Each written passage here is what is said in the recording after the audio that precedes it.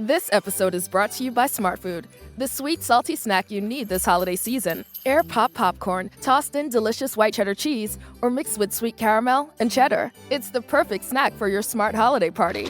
Learn more at smartfood.com.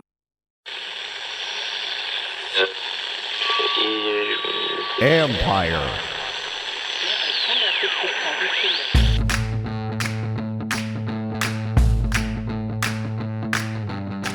Hello and welcome to my podcast. The streak is over. I talk about the 27-20 loss to the Dallas Cowboys with the voice of the Washington football team, Bram Weinstein. Was Washington exposed? Just a bad day? Or was this all about attrition finally catching up to them? Perhaps it was a combination of all the above because some aspects were exposed. But the attrition is real, and it was evident today as well against Dallas. But they also played poorly, especially on offense, and that can't continue if they want to indeed make the playoffs. You can follow Bram on Twitter at RealBramW, and you can read my work on ESPN.com. Despite the loss, Washington would be in the playoffs if the season ended today. But it doesn't end today, so with 4 games left, they have a chance, but do they have enough left to get there? Bram and I discussed that as well. I like the way the defense played overall in this game. They held an explosive offense to 20 points, and Dallas scored 18 points overall off of turnovers. The scoop and scored by the D, plus 10 points by the offense after interceptions, ran after turnovers and fumble. That's a bad recipe, and the problem is it could have been worse. But that's where the defense deserves credit. They're playing well, and that has become a strong foundation for Washington. The offense, though, remains a work in progress and has shown that if all is not going right in terms of the score or the run game, then it's difficult for them to succeed. But I'll get into all that with Bram. So here's my conversation with the voice of the Washington football team, Bram Weinstein. Jack Johnson grew up surfing and playing guitar in Hawaii. Next summer, he'll be hitting the road to bring you some of that island feeling. Catch Jack and his band, who will be joined at various tour stops by Ben Harper and the Innocent Criminals, Ziggy Marley, Lake Street Dive, Durand Jones and the Indications, and more in a city near you. Get ready to make some new memories with your friends and family, and get your tickets today at Ticketmaster.com. This episode is brought to you by FanDuel. Football is back, and the best bet you can make is downloading the FanDuel Sportsbook app. It doesn't matter if you're new to gambling or an old pro, FanDuel has something for everyone. And as an official sports betting partner of the NFL, you know your bets are safe.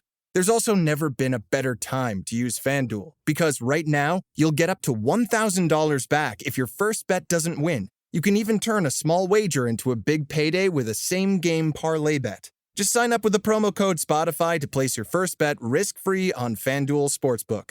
Download FanDuel today. 21 plus and present in New Jersey. First online real money wager only. Refund issued as non-withdrawable site credit that expires in 14 days. Restrictions apply. See terms at sportsbook.fanduel.com. Gambling problem? Call 1-800-GAMBLER. Bram, we'll just start with this. Just a bad game, or were they exposed? Oh, that's $1 million question. Yeah. How about that?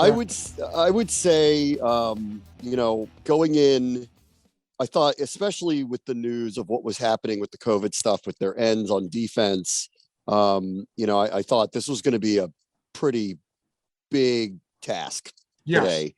Dallas is coming together. They're not missing many people. Them missing Pollard was a big deal, but they're not missing as many people as this team is, and just kind of man for man, that's a lot of firepower over there, both sides of the ball, really. You saw it definitely early. I would say this, like in Vegas, I think one of the underrated things, because they won, was their line was getting pushed around a lot, especially by the ends. And I think there's just kind of only so much a group can take after a while. And I knew this one was going to be tough. Gallimore coming back, Gregory coming back, Parsons is lighting people up. They're a very good, extremely aggressive front seven, and this team couldn't handle them early in the game, and to the point where we had what was the worst case scenarios, injuries and turnovers that turned into scores. So it was the double whammy of all double whammies. So I don't know if like exposed is the right word for it, other than maybe the result of the attrition. Yeah, I think attrition played a humongous role in the start. But like they have throughout the year, they fought. I kind of get a feeling, I'm sure we'll talk about this, but I kind of got the feeling that Dallas literally took their foot off the gas and kind of thought that Washington would not put up the fight that they did late third quarter into the fourth, which made it interesting. But more than anything, in the money part of the, first 2.5 to 3 quarters, Dallas was, and really should have been, based on personnel, the dominant team. Right. And the exposed part, and I'll say this, I thought the defense played pretty well. All things considered, with the turnovers that, you get a fumble return for a touchdown, again, turnovers. And so they were always put in a bad spot. So I thought they actually, Zeke Elliott didn't hurt them. Dak Prescott didn't really hurt them. No receiver had more than 61 yards receiving for Dallas. So the exposed part to me was more on offense. And I guess it's more, maybe what we saw were more the limitations that were shining through with Taylor Heineke. He's not a guy that's going to carry you. We know that the run game's not working. So I think like you said, with the line, you saw a lot of penetration by Dallas. The quickness, I felt like, was a big deal. The linebackers, I felt like, were just sitting on that run, and they were going to attack the run and let them try and throw. They didn't care. So that's where, to me, exposed maybe is wrong. I think it was a bad game, and it was maybe a bad matchup in hindsight for this front. And, we didn't know what Dallas was going to have, what they were going to look like when these guys all came back, and they looked really good. And Micah Parsons is really good. But I do wonder with Taylor, though, because, when you look ahead to next year, he's done a really good job in this 4-game stretch, but it's when they've been in control of games. And was today a day where you say, okay, this is a reminder that going forward, you've got to try and find somebody better? Or do you still give them, say, let's see how it finishes out? Yeah, I think it's a couple things today. Like, I really do believe, and I think you agree with this, that it's not just who you play, but it's when you play them. Absolutely. And if they had played Dallas 2 weeks ago, or even the last Thursday, which, if you go back and watch that Saints game, frankly, they moved the ball up and down the field with a limited passing game at best. If it wasn't for the big tilty plays that occur with Dallas this year, go look at Dallas's ranking. Like, defensively, they're willing to really gamble. They will bring a tremendous amount of heat. They know they're exposing, outside of Diggs, a very weak secondary on the back end, and they're willing to play this way, to give up big plays. On the other side of it, they make big plays. And so it goes both ways with them. Had they caught them a couple of weeks ago before they had gotten healthy, I'm not so sure that they would have made the amount of plays that they made today. Couple that with the injuries that are just piling up in such a ridiculous manner on Washington. And frankly, like, the fact that they lost today is not that much of a surprise to me. It's not. It really isn't. And like, Dallas is kind of rounding into form. There are a couple of things, about them, honestly, if you really want to talk about it, that I thought were exposing of them, which is Dak doesn't run particularly well right now. This is not a surprise, but Zeke Elliott's got a big name, but maybe it's the injuries. He doesn't have a lot of lateral movement. He's a very straight ahead runner. They did. I don't think they were afraid of him today, Bram. No, and even when they thought they had the game in hand, they were sitting him. They were playing Corey Clement because they didn't really want to play him. So, Dallas's offense right now is not nearly as explosive as it, likely could be with the names and the people that they have out there. Sure. But defensively, this turned out to be a very bad. They do, and it really. I just think today. 2 weeks ago, I think we would have had a very different conversation. What I'd been like exposed, but just based on the matchup, they had wave after wave of very good athletic defensive front players against a very beat up team. I just think it was advantage Dallas, and good on them. They took advantage of it. They came after them. They didn't sit back. They didn't wait for anything, and they made plays, and their defense of all things won the game today for them. And that's why I say, like, I think the defense is what stood out to me, and the playmaking ability of Micah Parsons in particular. But it's not just him. I think they put a lot of pressure on, and those defensive backs can just sit on some routes, and you saw that time and again. And Heineke needs to do a better job when he's in those situations of not throwing it up for grabs. Got lucky on several plays. That's the stuff and that's why I say, like, and I guess when I talk about exposing, but that's where, like, with Taylor, it was, again, his limitations go on display when they're not able to control the ball. And I think what surprised me the most, Bram, is that they weren't able to establish a run game at all, because there are a lot of these guys were similar to what they faced last year in Dallas, and teams have run on Dallas. Now, I know they haven't had that D-line set together for a while, so that's part of the factor here. But I still thought they would have run the ball a little bit better. But when they couldn't do it early, then it got away from them, and they're not capable of catching up to teams. And I think that goes back to some of that attrition, and some of that is just the offense they have. They're not equipped to play from behind and be able to come back like that. I think like people are going to look at the beginning of the game and wonder, that they got away from what was working for them, because they tried to come out and throw the ball actually a lot. I think they tried to catch Dallas off guard. It didn't work. They were getting a tremendous amount of pressure.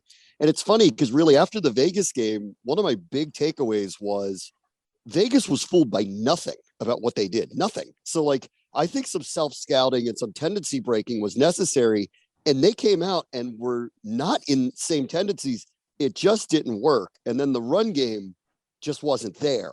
And all of a sudden, things started going sideways. And this was the first time, not the first time this year, but the first time this year that regularly Heineke was putting the ball in really bad spots. He was very, very lucky that he did not throw a number of interceptions. I mean, this could have been a 5-6 turnover game for them today if there weren't a couple of he threw one pass where there were 5 Cowboys around one Washington receiver. So I don't know what he was really looking at. So like, it's funny because after last week, I said, my takeaway was, I really think they need to do some self-scouting here, because while they won, the Raiders were all over them. They were fooled by nothing. And they did. And they did change their tendencies, and it just really did not. So good on the I want to give the Cowboys credit here. I mean, I think their defense played really well against Washington today. But I will say, though, in the run game, there were definitely times where they got the Raiders guessing or causing them to hesitate because of the motion, because of the action of the tight end blocking. I didn't see a lot of that today at all. I didn't see them falling for that at all. And I didn't see any push at all as well. And so, again, then they were in the key in that 4-game streak, 27 to 58 third downs were 3rd down and 4 or less. Today, I don't think they had any 3rd down and 4 or less, unless it was late in the game. But in the for most of it, it was 3rd and 5 or worse, and usually around 3rd and 10. So that's just a hard way for this team to live right now. What do you think they have left? I mean, because now, they got 4 games left. They're still in the playoffs right now if it ended today, and they still have a chance. So what do you think they have left moving forward? It's been a lot of player losses. It is. There's a lot of attrition, obviously. I don't think the Eagles are significantly better than them, though, and I don't think the Giants are either. No. So the opportunities are right in front of them, obviously. And then I really do appreciate how much fight they showed at the end of the game. I think it matters. I mean, I really do think that matters, because they could have laid down. I think Dallas was acting like they were going to put in these jumbo packages with a backup center as a fullback just to run the ball and run clock, not even with Zeke Elliott. They were assuming Washington was done for the day, and that was all that they were going to have to deal with. So, for me, I don't think anything's over here. I'm glad they showed a lot of fight. I do think they have way, way, way, way, way too many injuries, but that doesn't mean they can't beat teams like the Eagles and the Giants. They can't end up in the playoffs anyway. Right. And I agree with that. And what do you think the impact was today, not having Casey Toohill, James Smith-Williams, both ruled out late in the last 24 hours with COVID? What do you think the impact was there? This kind of goes back to, there's just far too many inexperienced people. And I know that everyone likes to yell next man up and all this stuff. And I'm watching this going yeah, but these guys have never played. I know. It makes a difference. I was looking at a preseason roster, and while I know, listen, they like Shaka Toney and they think he can bring a lot of juice, and they like this guy Rutimi, and William Bradley King was a draft pick of theirs, so he's getting an opportunity. These are not the people you're expecting to lean on in December. No. So I just think in the end, this turned out to be a really bad day to play Dallas. It really was. Again, we go back 2 weeks ago. I really don't know what the result would have been if they had played them then. Well, it's funny, Bram, because Landon Collins talked about that. Well, it's a next man up league. I said, but what? And I even asked him, what happens when the next man up is the next man up? You keep getting to that next man up, and it's at some point there is a natural decrease of talent. And his point was, and this is one thing I think the staff has done pretty well, which is rotate guys in throughout practice So you get used to playing with different guys, and you guys get used to being with different groupings and all that. And they get used to, some of the the lower end guys will play in some of those with some of the first units and some snaps. So that helps. But the bottom line is that there's a drop off from Young and Sweat to Smith, Williams, and Tuhill. And there's drop off in talent and experience to the next guys. And I think some of those guys are going to be interesting to watch develop, but they're not there right now. And they can't, and they were going to use a lot of 5 D-line packages. And that really, I think, impacted that. And I don't think it was the difference of the game, because I don't think it was the defense's fault today, but it was just another thing that went wrong for them before this game. I think this is still I know it's a loss. I'm not trying to apologize for them, but I still think this is a testament to, if you're wondering, is Ron Rivera coaching this team well? I think he is.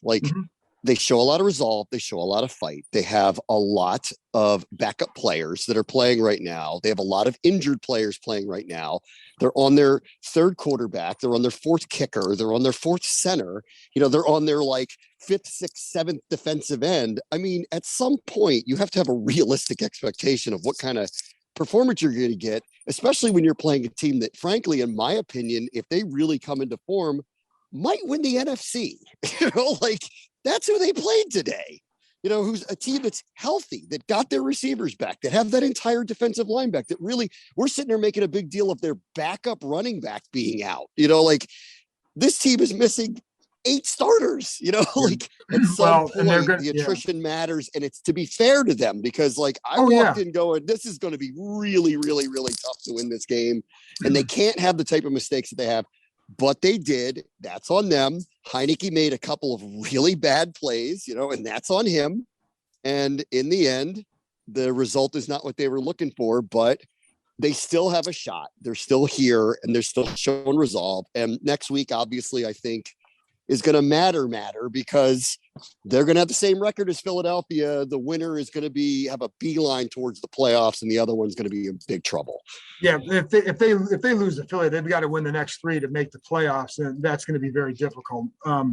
But going into this game, I felt like they had a chance, because you didn't know. I thought they'd be able to run the ball a lot better than they did. So I'd start there. But I also thought this could be a close win or a blowout loss, just because I think so much was riding on how did Dallas look with all these guys coming back. But when you found out that JD wasn't going to play, McKissick, then the Montez Sweat thing, and then it was James Smith Williams and Tuhill, and not that those two made the difference of the game, because it was still about the offense. But then at some point you do say, how much more can a team take? Yes. And McLaurin goes out, and McLaurin goes out. Heineke goes out. At that point, they were down by a lot. That wasn't early, but I think the center play is a big factor. I think it's a big deal. I think it's going to be a tough one going forward. But I still Philly does not have Dallas's line. No. So no, they don't. No, they don't. I mean, it's all still in play for them. It's all still there for them. And the question is, who's going to be healthy to play the game, really? And I think that's the biggest question this week. Is McLaurin going to be okay? Is Heineke the quarterback this week? If he's not, consider for a moment, Kyle Allen came in. They don't even have an emergency quarterback at this juncture, because Logan Thomas is on IR. I don't know who's backing up Allen if he got hurt today. So there's a lot of questions about what's going on here right now. And we talked to Heineke briefly after the game, and he said he's going to play next week. We'll see. He said the knee is fine. He felt like his elbow got hit during a throw in the second quarter, where he said that was worse than the knee. So I think he feels he said he'll be ready for Philly, but we'll see. The other thing that I thought was going to happen today was a bigger role for Curtis Samuel, and that did not happen. Yeah. Because I heard that going in, and maybe you heard the same thing, that they felt like he's getting healthier and he's going to get ready and be a bigger factor, and that did not happen. No, that didn't happen. That's unfortunate. That's going to have to change for them. He's a big money player for them. He's available now. No more excuses. I'm sure he's not 100%, but this is 3 weeks in a row he's played. Therefore, he needs to be incorporated more into the game plan. So, especially now, if McKissick is out, then he's got to kind of have to be a Mr. Everything for them. That has to happen for them. McKissick, Yeah, that has to happen. Listen, I appreciate the next man up mentality of this. I appreciate that they're fighting really, really hard. I like that about them. I really do. They're not laying down for anybody. I really appreciate it. But like man for man today, this is a really, really tough matchup. And it did not go their way in the end.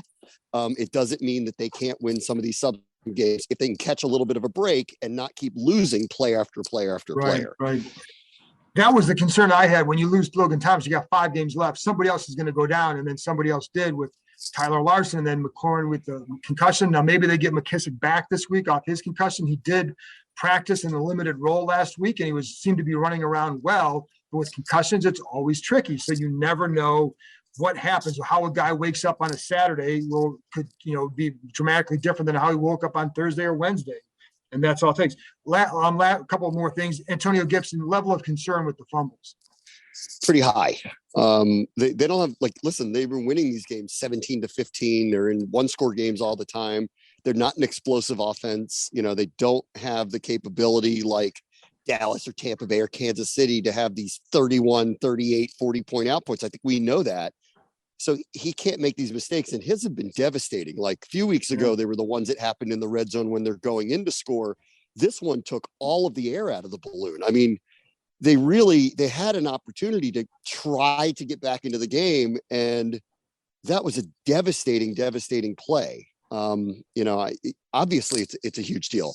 The problem is, without McKissick out there, there's not a lot behind him. And I could see this with Ron Rivera. Where do you go? Like, even if you wanted to send a message to him, you still need players that can perform for you and that can make plays. And what are you going to go to? Jonathan Williams now, who's been on your practice squad for a week, at some point there's nowhere else to turn. So I think he did the right thing today. He benched him for a series, put him back out there because he needs them. He needs these guys to understand. They need him. Yes. They need him down. They're not going anywhere if they don't play him down the stretch. And so he's there. What they have to do is keep preaching. You've got to control, you got to take care of the ball. What'd you think of the call on Kyle Allen late, the fumble? I think it was the right call. Did it not look like it to you? I mean, no, I think I think the referees got it right. I mean, if DeAndre Carter makes that catch on the play before, oh my God. I mean, I don't know what would have happened. I don't know what would have happened if that one happened, but no, I think the call was right. It didn't look like it was wrong. So, I thought Allen tried to get rid of the ball and he didn't, and it looked like a fumble to me. My initial, when it first happened live, I thought, oh, that's going to be overturned. And then when I saw it in the replay, and you can see the ball coming out before his arm goes forward. But yeah, I agree with you. A big play in that fourth quarter was Carter not catching that ball. And that was a well thrown ball too.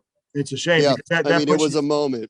In this game, I came in with a couple of things. One, we'd hope they'd run the ball because you just want to keep Dallas's offense on the sideline for as much as possible and get into a rock fight with these guys like they've been with everybody else and see if it gets tight on Dallas. But the other side is, that they are a very aggressive team. They're going to bring a lot of pressure, and outside of Diggs, their secondary is really susceptible. And I was hoping they'd be able to dial up some plays down the field. They took a couple of shots early. I think they were looking at they did try one at Brown early. They did try a couple others early, but the protection broke down so fast. Right. He had no chance. He had to get rid of the ball quick. He had no chance. So, I think they were looking at it this way, and it just fell apart. And then they tried to go back to running the ball, and they were incapable of it. And then all of a sudden it's cascading the wrong way because it's not just that they're unproductive. They're having tilt plays like fumble, return, touchdown, interception after a turnover. That's where it all went wrong. And that's where Dallas is having a lot of success. It's not that their defense is overly overpowering. It's they make these almost offensive-like plays. Yeah. They have offensive plays. Micah Parsons is a major playmaker, and that separates them from. And then they have other good players around on that line. So is Lawrence. And I like those two. Right, absolutely. I like this. I mean, I kept thinking all along when I was watching Diggs, I'm like, oh, this guy really, he's really, I don't know what to make of this number that he had. He was outstanding today. Yeah, he was really good. He was not beat once. He was all over people. He could have had a couple interceptions, and the Cam Sims play over him was just a miraculous catch. It was awesome. Yeah. And I love what Cam Sims does. And on your radio show, if you remember on Friday, I think I did say that Cam Sims would get one deep, but they tried one to Brown too. So, but I like that's what I thought had to happen here. Yeah, I love what Cam Sims offers. Yeah, I figured they had to put Diggs on McLaurin. I'm sure that's what he wanted. That he wanted that matchup, It's the other side of the field. 2 weeks ago, this guy, Anthony Brown, had 4 PIs called on him. Of course, they need to target him. Right. But if you can't protect, you don't have the time to throw it down the field. And And I'm sure they wanted to take some shots. They just weren't. There was not enough time to do it. And then clearly Heineke got rattled because he was putting the ball in real major dangerous spots there. At one point where even before he got hurt, you could make a case that it was time to make a change for the sake of making a change. That was as bad as we've seen him. That was as bad as because even in the one where you said he was surrounded by 5 guys, the play before, there were 3 guys there. Yeah. And it was almost as dangerous. And then the next play is like, that's even worse. But yeah, that was not his best game at all. What I don't want to do, Bram, is start to overreact to what we see with this team, because what we've learned this year is that they always seem to bounce back. And I don't see why they can't bounce back from this one. It's just more the attrition. And the thing that I kept thinking about the last several weeks is how many more losses can they take? And I guess we'll find out. But I just think that this team has shown a lot this year where I'm like, and same with Heineke, these are the kind of games where he bounces back. If they run the ball well, then he can bounce back. But they have to run the ball well and control the clock. Otherwise, it just makes it really tough on this offense. So I keep thinking back to the Denver game, the New Orleans game were the ones that really got away from them, that they could have had. And if they had won those, game, the better team or won. At least one of them. Yeah. If they had won either one of those or both of those, I would just be looking at this like, we'll see you in a couple weeks, guys, because you caught us at the right time to catch us. But because the hole was dug so deep, it's made everything so perilous. And now they're in a situation where I fully anticipate that Dallas is going to win the division, and the only road in is the wild card. And that makes these 2 games against Philadelphia absolutely enormous. Yep. All right, Bram, on that note, we'll wrap it up and we'll talk again after the game in Philadelphia. All right, see ya. Thanks, Bram. This episode is brought to you by HP Plus. In a world full of smart devices, shouldn't your printer be smart too? It is with HP Plus. These printers know when they're running low, so you always get the ink you need delivered right when you need it. Plus, you save up to 50% on ink, so you can print whatever you want, as much as you want, anytime you want. Huh, that is pretty smart. Get 6 free months of instant ink when you choose HP Plus. Conditions apply. Visit hp.com/smart for details. This episode is brought to you by Timberland. The Timberland boot was built to keep you warm, keep you dry. Then they passed it on for you to build something. You took it from Buffalo and Philly to Chi-Town and New York, from London to Paris, all the way to Shanghai, around the block and around the world. They built a boot. You made it an icon. Timberland, build forward. Share your Timberland story and tag them at Timberland.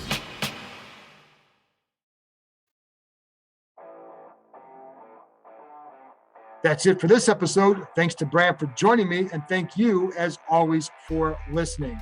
I'll be back with another episode Tuesday night as we start turning the page from this loss. Talk to you next time.